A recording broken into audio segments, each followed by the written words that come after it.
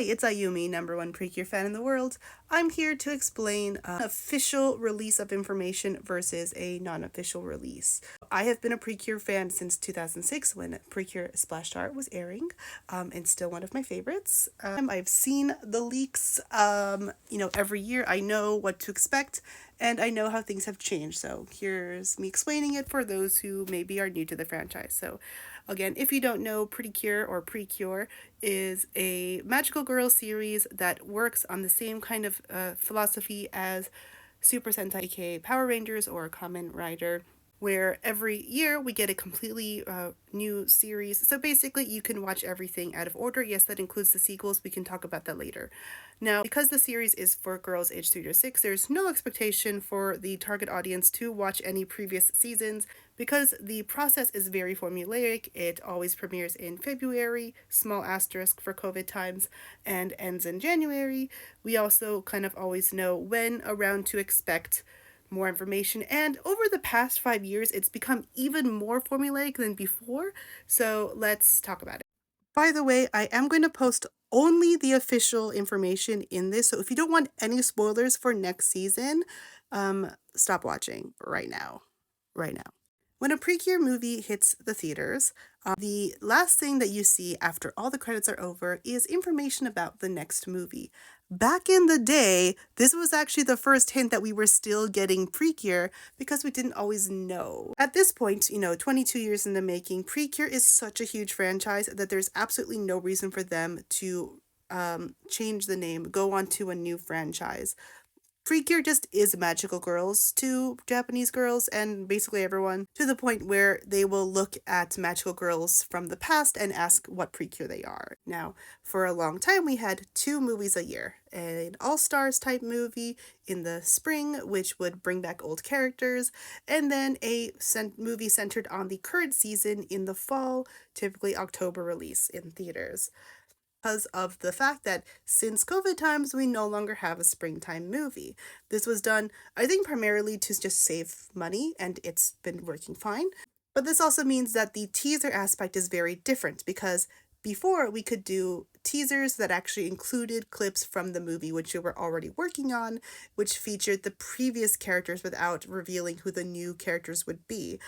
But now it is actually a full year in advance. So all we get is a little bit of a visual, and the information is just, oh, the next PreCure movie is confirmed for next year in the fall, which is great. I love knowing that information, but the only thing that's really significant at this point is the visuals. For example, Delicious Party PreCure was teased in the visuals for the Tropical Rouge movie with balloons. So no Tinted Delicious, but we get the party from balloons. So it's not really that significant, but there are, things to look at, like what colors do they use, what items did they use.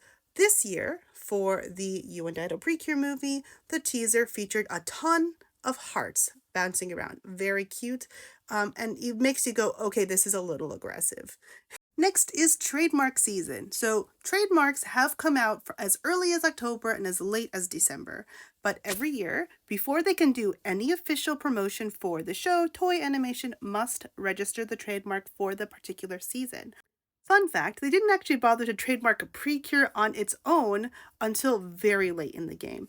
But yes, so basically we get the trademark. The trademark comes out at particular times, and you can actually go, there's a website where you can go look for the trademarks yourself if you so wish. But lucky for us, quite a few years ago, a particular Kamen Rider fan created a Twitter bot which would post all trademarks and has now set up their many accounts so that the main one only posts the toy related ones. So Super Sentai, which is RIP, I guess, and Kamen Rider, and now PreCure as well. Not only do we get hints from the actual title itself, but we also get stuff like the logo, the colors to interpret, for example, for Star Detective PreCure, we have this watch, we have a star. What does that mean? We'd have both the Japanese and English title. Isn't always the case, so that's also exciting. So things like that. And Toei Animation now has free reign to actually officially announce, and so they do it as quickly as possible. The trademark comes out, and then the next morning is the official release of both the teaser tweets because, Twitter is a thing, and then also the official website. So there are always two because every PreCure series has two websites, one from Toei Animation and one from TV Asahi, which is the channel that it's broadcast on. Now, important to note that, of course, the websites themselves also can give us some hints. For example, if we look at the Kyoto or curates of the catchphrase, there are 5 colors clearly there. So people have interpreted this as being a sign of what the 5 colors of the cures are and the fact that there will be 5 cures. Whenever it comes to the numbers in a logo or any information like that, it's always about the total number of cures rather than what the starting point is going to be. So any mid-season characters would be included in that. So this brings us to the next announcement, which is what we refer to as silhouettes. This is a relatively new phenomenon, but basically it comes down to kind of problem that needed to be solved in advertising. So there are 2 children's magazines that regularly get content from the PreCure franchise and other girls series, of course. There's Otomodachi, which is for ages 3 to 5, and then there is Anoshi Youchien, which is from 4 to 6, I believe. So these are, magazines geared towards the target audience of PreCure. So they often would have like comics that also depict content of the episodes. So we used to also use this to get kind of hints towards future episode topics and things like that, including the name of one legendary Tropical Rouge PreCure character who I might have accidentally leaked myself back in the day. Let's not talk about that today. But yes, these days, the magazines only come out 4 times a year, which means that the magazine that dropped in the end of December needed to advertise something that would include the new PreCure content that's coming out in 3 months, but they can't actually show the characters. And that's how we got the silhouette system. So here we get our first hint at the cures, and this is something that's been going on again for the past few years. This is really fun because silhouettes do give us a lot of information without actually revealing the characters. This leads us to the very last thing, which we're going to look forward to almost certainly next Sunday. Of course, we're in the last month of You and Idol PreCure, which means it's time to start advertising the next season. So the advertising always begins in January. What they've done over the last few years is very simple. The morning of the first episode of January, just before the episode actually airs, they give out the promotion, the very first press release from various animation websites of the new season. So we get the official visuals, we get the introduction to the characters, both as PreCure and as civilians, and also all the other major side characters as well. So for example, the wonderful PreCure one also gave us all the information about Satoru and Daifuku. Also the theme, the motif, etc. is all going to be coming out because the first trailer is actually going to air during the episode that airs that day. So it's like the most exciting time. Now, of course, all of this information comes out officially in Japanese, which means you do have to usually wait for, for fans to translate out the stuff. I do that as well.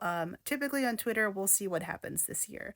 But yeah, basically it's a really exciting time, promotional time. This is very important both for the websites that post the information and also the official Twitter pages, which is why it's really important that whatever leaks that you consume in between, and there have been some, it's very important as a fan that you interact with the official stuff as well, because anything else is detracting from that attention, which they literally need. If you're wondering what time this is going to be, it's a great question. It has been as early as 6 a.m. and as late as 8 a.m. And again, PreCure airs at 8:30. So, and of course, if you are, for example, in the Americas, then you're going to look at 12 to 17-hour time difference. Just check your local listings, I guess. I would recommend, for example, my friend Leo, Magical Cinnamon, loves to do a live stream at that time, basically just refreshing the heck out of the websites until the update. Not to self-promo, but I am almost certainly also going to make a video at that time, so stick around, follow my account if you want to get that news as quickly as you can. It's really, really easy to get misinfo out super quickly from bad translations, so just be careful who your sources are. And otherwise, peace out. See you in the next video. Bye-bye.